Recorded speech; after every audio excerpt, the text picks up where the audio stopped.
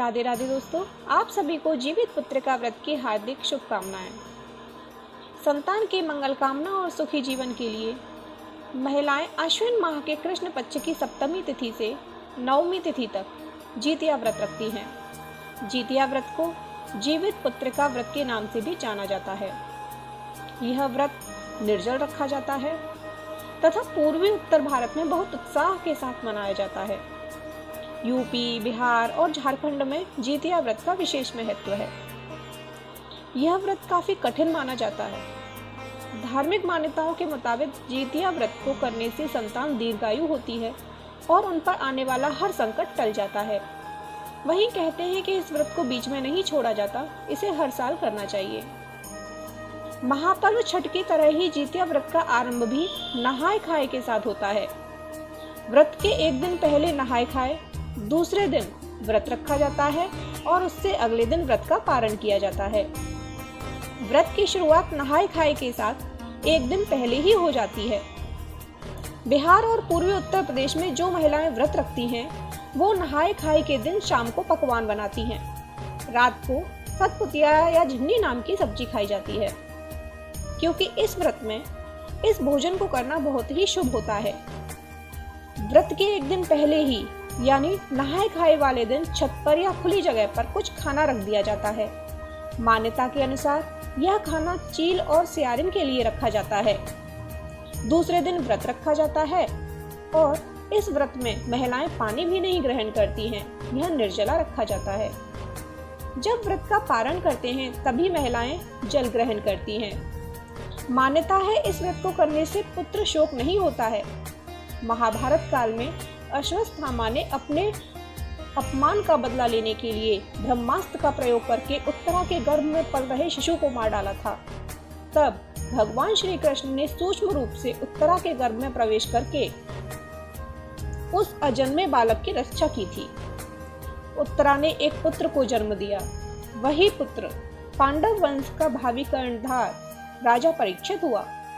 राजा परीक्षित को जीवन दान मिलने के कारण इस व्रत को जीवित पुत्रिका कहा जाता है। इस बार जीवित पुत्रिका जितिया व्रत 25 सितंबर बुधवार को रखा जाएगा। नहाए खाए 24 सितंबर मंगलवार को होगा। निर्जला व्रत 25 सितंबर बुधवार के दिन ब्रह्म मुहूर्त से लेकर अगले दिन सूर्योदय तक रखा जाएगा, अर्थात व्रत का पारण 26 सितंबर गुरुवार को सूर्योदय के बाद किया जाएगा। सप्तमी तिथि 23 सितंबर सोमवार दोपहर के 1:51 से प्रारंभ होगी, जो 24 सितंबर मंगलवार दोपहर 12:39 पर समाप्त होगी। अष्टमी तिथि 24 सितंबर मंगलवार दोपहर 12:40 से प्रारंभ होगी, जो 25 सितंबर बुधवार को दोपहर 12:11 पर समाप्त होगी। वहीं नवमी तिथि 25 सितंबर बुधवार दोपहर 12:12 पर प्रारंभ होगी और वह 26 सितंबर गुरुवार दोपहर 12:25 तक रहेगी। जितिया व्रत की पूजा का शुभ मुहूर्त 25 सितंबर बुधवार को सुबह 6:10 से 9:15 तक रहेगा। वहीं शाम की पूजा का शुभ मुहूर्त शाम को 6:14 से 7:26 तक रहेगा। व्रत का पारण 26 सितंबर गुरुवार को 6:21 से 8:23 के बीच में होगा। इस व्रत को रखा कैसे जाता है तो जान लेते हैं। जितिया व्रत करने वाली महिलाएं पहले दिन नहाए खाए करती हैं, यानी महिलाएं इस दिन नहाने के बाद सिर्फ एक बार शुद्ध कच्चे मिट्टी के चूल्हे पर बना हुआ भोजन करती हैं। उसके बाद पूरे दिन कुछ भी नहीं खाती।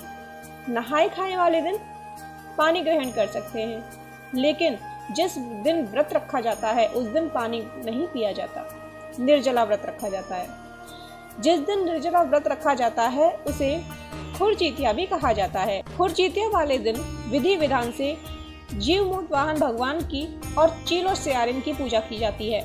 उसके अगले दिन यानी तीसरे दिन शुभ मुहूर्त में व्रत का पारण सूर्योदय के बाद किया जाता है। इस व्रत का पारण सबसे पहले जल ग्रहण करके किया जाता है।